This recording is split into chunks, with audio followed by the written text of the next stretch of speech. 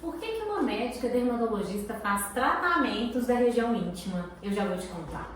Olá, eu sou a doutora Juliana Hipólito, médica dermatologista, expert em tratamentos da área íntima, muitos anos, entusiasta da conexão pele-alma. Vou te contar como tudo começou. Bom, em primeiro lugar, um fato é mais de 80%, vou dizer, uns 86% na estatística da sua área íntima é de pele. Olha aqui, ó, essa aqui é a região que a gente considera como se fosse assim, o interno da coxa, virilha, grande lábio, pequeno lábio. Tudo isso aqui é pele. Quando chega no pequeno lábio, é uma pele mais modificada. E daqui para dentro, olha, na região da entrada do canal vaginal, nessa região aqui do meio, é uma mucosa. E o que o dermatologista trata? Pele, cabelo, unha e membranas mucosas. Então, só pela definição da pele e pela definição da especialidade, você já pode dizer que é normal um dermatologista tratar a pele da área íntima. E como que eu cheguei a isso? Muito tempo atrás, deixa eu te contar, olha, na minha residência de dermatologia, residência médica é aquilo que o médico pode fazer depois que ele termina os 6 anos de medicina. Então, formei em medicina, fiz primeiro uma residência de medicina interna, que cuida dos órgãos do corpo, que cuida da parte interna do corpo, e depois eu fui fazer uma outra residência, que era a residência de dermatologia. Na minha residência de dermatologia, os meus professores falavam assim: você é guardiã da pele do seu paciente, da cabeça aos pés. Então, durante a consulta médica, nós lá na minha residência, eu e meus colegas de residência, nós tínhamos como orientação principal fazer o check-up completo da pele do paciente. O paciente tinha uma queixa de unha, minha unha está encravada. Não, Juliana, você é guardiã da pele desse paciente, pode ser a única oportunidade que você tem de detectar um câncer ou de uma doença infecciosa que esse paciente já está manifestando na pele, ou uma doença de um órgão interno que você pode ajudar a desvendar o que vai fazer com aquela doença. Então você tem a obrigação, é o dever de examinar a pele do corpo inteiro. E muitas dessas pessoas tinham questões na área íntima. Por exemplo, tinha uma pinta aqui nessa região, ou uma pinta aqui, ou uma pinta aqui, que precisava ser vista e examinada. Então, esse foi o básico, o principal que me levou a examinar sempre a pele da área íntima das minhas pacientes. Até hoje, né, muitos e muitos anos depois, mais de 15 anos depois da minha residência, eu ainda faço um check-up completo das pessoas que vêm aqui na clínica pela primeira vez e pergunto: tem alguma coisa na pele da área íntima? Tem algum incômodo na pele da área íntima? E muitas dizem que sim, e a gente tem que examinar. Então, do ponto de vista médico, esse é o background, vamos dizer assim, dos tratamentos da área íntima que eu comecei a fazer há muito tempo atrás. E tinham também não só questões de saúde, mas questões estéticas. Por exemplo, muitas mulheres têm escurecimento dessa região. Muitas mulheres têm manchas por causa de foliculite dessa região. Muitas mulheres têm questões que estão relacionadas a um desconforto físico associado a alguma questão da forma da região, né? Enfim. Então, existem questões não só funcionais, de doença, né? Saúde e doença, como também questões estéticas. E aí, lá na minha residência, eu tinha um ambulatório de inestética. O que era isso? Tudo que não era, que a pessoa não estava se sentindo bem com, ia lá para aquele ambulatório de inestética. Então, por exemplo, tinha uma marca no rosto, uma cicatriz, ou tinha cicatriz de acne, ou tinha manchas, ou tinha alguma questão de perda de local de cabelo que causava um constrangimento estético. Tinha um sulco muito fundo, um lábio muito fino, então ia para um ambulatório de inestética, ou seja, a gente dava valor, dava crédito para aquilo, né, e começava a promover os tratamentos que a gente precisava. Naquela época, assim, já tinha muito pouca coisa específica para a área íntima, mas graças a Deus, e eu sou muito privilegiada mesmo com isso, eu tive excelentes professores que faziam a gente se virar com o que a gente tinha para promover uma melhora da qualidade de vida daquelas pessoas. Naquela época, né, que eu trabalhava lá dentro do Hospital Heliópolis, eram pessoas carentes, eram pessoas que, além de terem questões de pele, elas tinham também uma demanda emocional muito forte, às vezes associada a essa questão de pele. Às vezes, assim, tinha muita cicatriz no rosto, por exemplo, e não conseguia um emprego, e isso mudava tudo, porque já não tinha ninguém para para dar suporte na casa, né? Então a gente era muito cuidadoso com essa questão do emocional, do impacto da pele, do impacto emocional da pele para essa pessoa. E aí você imagina que naquela época o primeiro laser que tinha era o laser de depilação.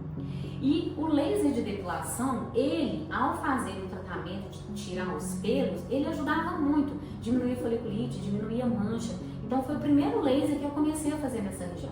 E aí muitas mulheres, depois que faziam a depilação, ficavam com manchinhas, a gente fazia peeling, não tinha laser para clarear essa região naquela época. A gente fazia outras coisas, passava creme, fazia fórmulas mais suaves para aquela área. Enfim, então eu fui treinada e sabatinada pelos meus chefes a cuidar dessa pele com que a gente tinha. Uma outra questão que era muito comum lá na minha residência, que é o seguinte, como ele era um centro de referência, a gente recebia casos que ninguém conseguia tratar. Então, a gente recebia pessoas lá que tinham passado por outros locais, não tinham conseguido um atendimento ou satisfatório para o quadro dela. Então, a gente era pressionado a achar uma solução para essa pessoa que, coitada, já estava rodando e não estava conseguindo resolver o problema. E aí, o que aconteceu, né, nesse momento, assim? O que acabava acontecendo?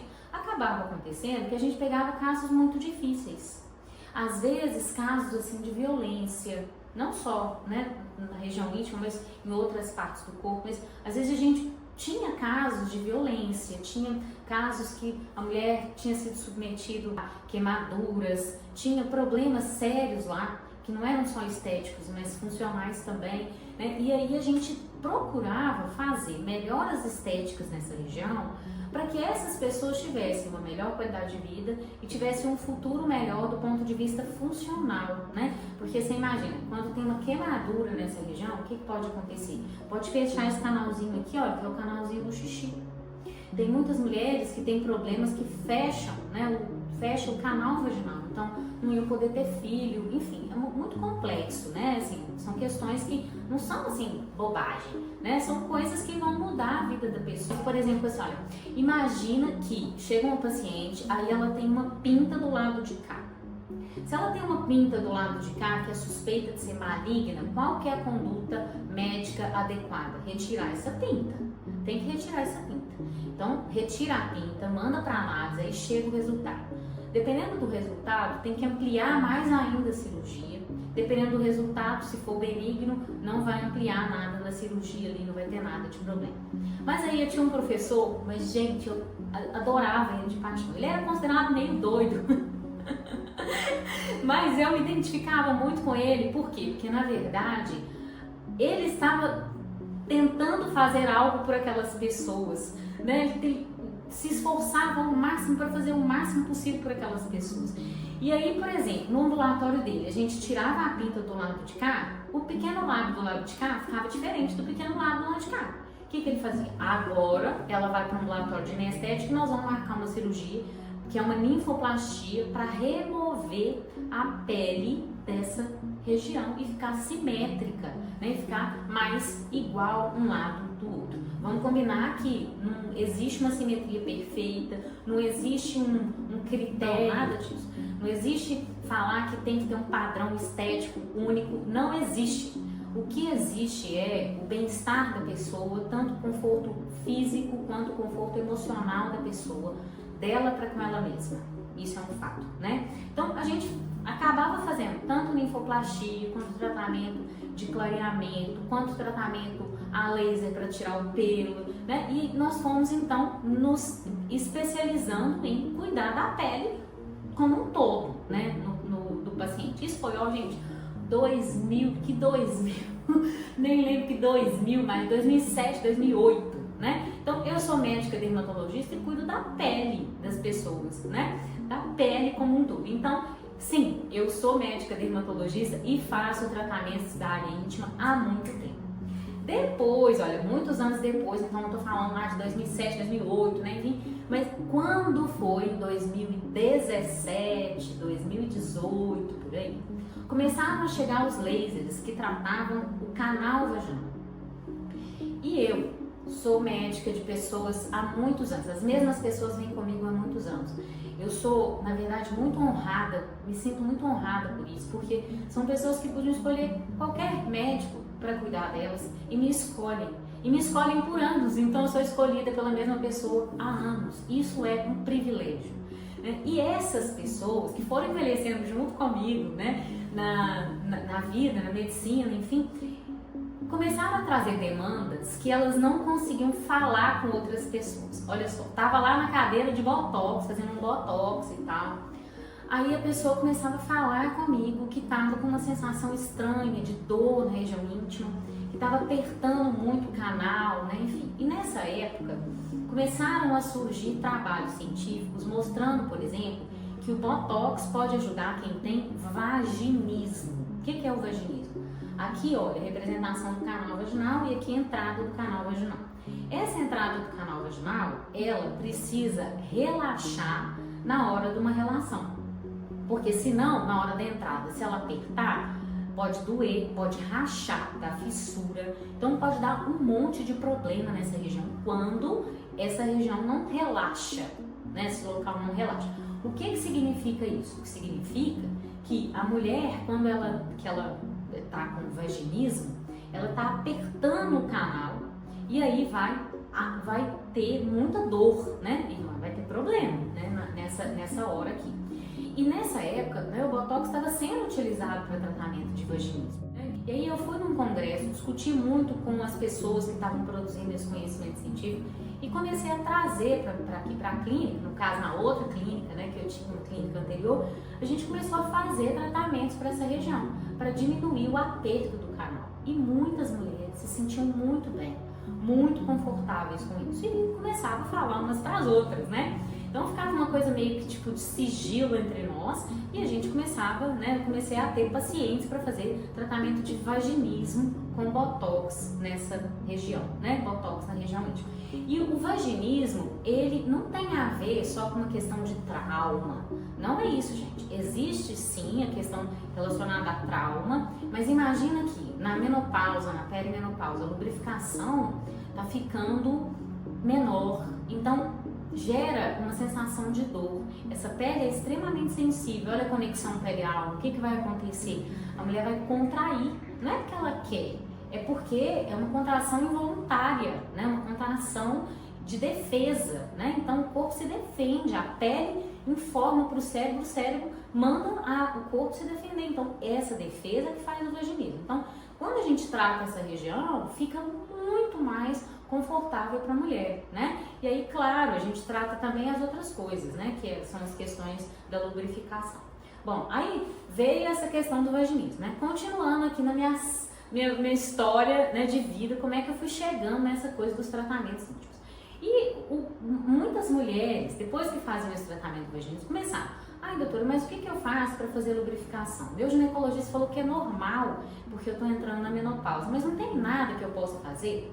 Bom, aí começou a história, né? A indústria começou a perceber que existia uma demanda, que as mulheres estavam envelhecendo mais e, né, fazendo tratamentos até depois de 50 anos. No passado, nenhuma mulher não fazia tratamento com 50 anos, porque já era considerada uma velhinha, né? Hoje em dia, uma mulher de 70 está casando de novo aqui, minha gente, ó, vamos que vamos, né? Então, a indústria começou a perceber que existia uma demanda para tratamento a laser. Do mesmo jeito que a gente fazia tratamento para estímulo de colágeno no rosto, para melhorar a hidratação da pele facial, começaram a aparecer lasers para a gente fazer tratamento dentro do canal vaginal.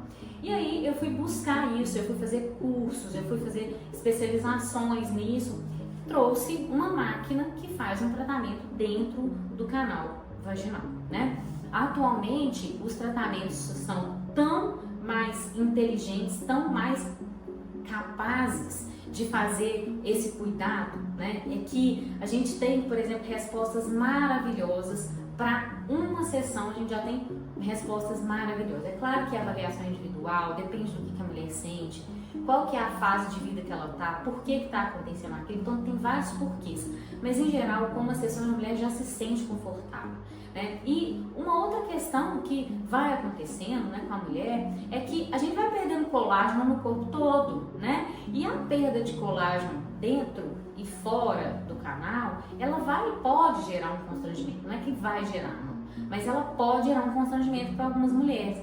E aí muitas mulheres começaram a procurar tratamento para a pele aqui dessa região que está ficando mais murcha, né? Essa região íntima é uma região que quando você olha no espelho em pé, né? Aqui é como se a mulher estivesse deitada, né? Mas quando você olha no espelho em pé, essa pele, quando ela está muito solta, ela fica muito visível no espelho, né? Então, essa pele aqui, muitas vezes a gente trata para melhorar a flacidez dessa pele. Aí vem tratamento com laser e também a gente tem tratamentos com injetáveis para essa região, que são seguros, tanto os bioestimuladores de colágeno quanto o hialurônico, e aí a gente avalia caso a caso o que precisa, né? Uma outra questão que muitas pessoas me perguntam, assim, e esse negócio do tratamento do xixi? Bom, o tratamento do xixi tem a ver com a perda de estrutura ou a redução da resistência do assoalho pélvico. O assoalho pélvico é como se fosse um conjunto de músculos e estruturas de ligamento, fáscias, colágeno e fibras colágenas e elásticas e tudo, que vão afrouxando. Então, quando isso, né, aqui em cima tem, ó, aqui, canal do xixi, aqui em cima tem a bexiga. Então, quando esse apoio, essa sustentação está frouxa, a bexiga perde sustentação e aí não tem como segurar o xixi na hora que tosse, na hora que ri, na hora que dá uma gargalhada e expulsa o xixi. Então, esse tipo de tratamento, né, que é do assoalho pélvico, também é feito pelo laser, porque a gente coloca o laser aqui no canal vaginal e ele joga o raio para cima e trata o músculo e a bexiga que estão sustentados aqui.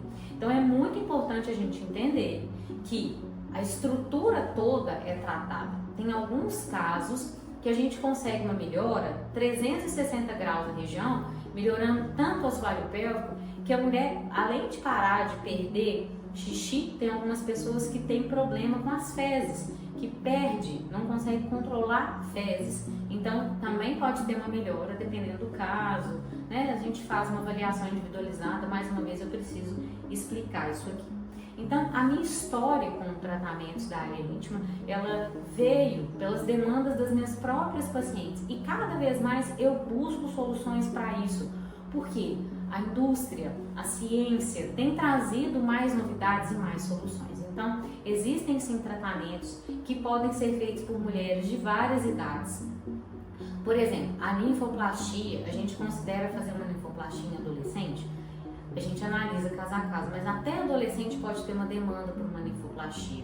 Tem meninas que têm doenças na região íntima, por exemplo, líquen, esclerose atrófico, não é só uma doença de mulheres na menopausa, pode também afetar crianças. E quando não tratado na infância, o problema fica muito sério.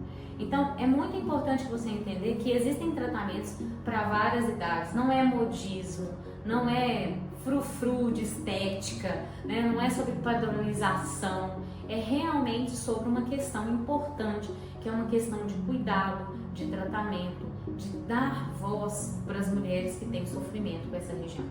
Deu para entender? Quer saber mais sobre algum assunto, alguma questão aí? Põe aqui nos comentários, vai ser uma honra e uma alegria poder responder. Um abraço!